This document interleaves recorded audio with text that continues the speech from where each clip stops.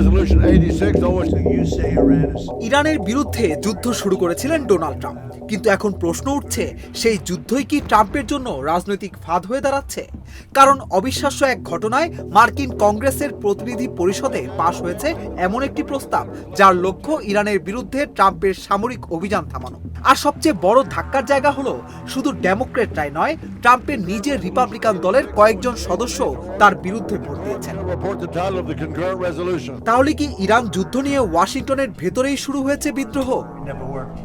ফেব্রুয়ারিতে যুক্তরাষ্ট্র ও ইসরায়েল যৌথভাবে ইরানের বিরুদ্ধে সামরিক অভিযান শুরু করার পর থেকেই উত্তপ্ত হয়ে ওঠে পুরো মধ্যপ্রাচ্য। ইরান পাল্টা হামলা চালায়, হরমুজ প্রণালীতে জাহাজ চলাচল ব্যাহত হয়,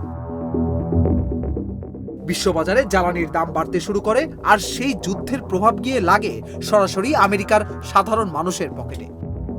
ঠিক এই অবস্থাতেই মার্কিন প্রতিনিধি পরিষদে আনা হয় একটি ওয়ার পাওয়ার্স রেজলিউশন।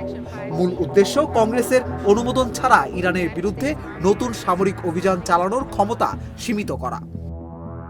ভোটের ফলাফল আসে 215 বনাম 208, আর এই ফলাফলই ওয়াশিংটনে বড় রাজনৈতিক ভূমিকম্প তৈরি করেছে। কারণ 4 জন রিপাবলিকান সদস্য নিজেদের দলের প্রেসিডেন্টের বিরুদ্ধে গিয়ে ডেমোক্রেটদের সঙ্গে ভোট দিয়েছেন। ভোটের পর তারা জানান যেটা সঠিক মনে হয়েছে তারা ঠিক সেটাই করেছেন। এই বক্তব্যের পর থেকেই আলোচনায় নতুন এক প্রশ্ন, ট্রাম্প কি নিজের দলের সমর্থন হারাতে শুরু করেছেন?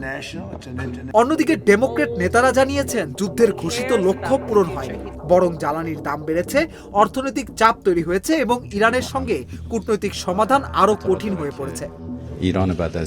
তবে ট্রাম্প এখনো পিছু হটার ইঙ্গিত দিচ্ছে না। হোয়াইট হাউসে সাংবাদিকদের তিনি বলেছেন ইরানের সঙ্গে আলোচনা খুব ভালোভাবে এগোচ্ছে এবং দ্রুত একটি চুক্তি হতে পারে। কিন্তু একই সঙ্গে তিনি স্বীকার করেছেন সাম্প্রতিক দিনগুলোতে যুক্তরাষ্ট্র ইরানের ওপর হামলা চালিয়েছে। অর্থাৎ একদিকে শান্তি আলোচনা, অন্যদিকে সামরিক অভিযান। এই দ্বিমুখী অবস্থান নিয়েই এখন সমালোচনা বাড়ছে।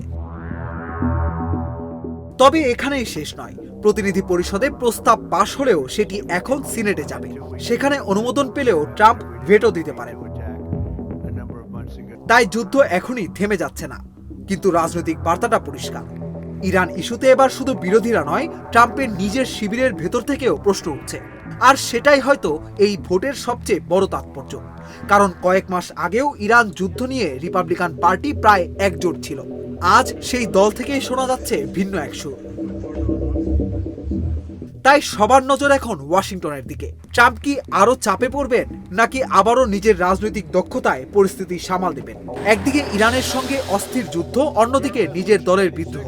ডোনাল্ড ট্রাম্পের জন্য আগামী কয়েকদিন হতে যাচ্ছে সবচেয়ে গুরুত্বপূর্ণ রাজনৈতিক পরীক্ষাগুলোর একটি।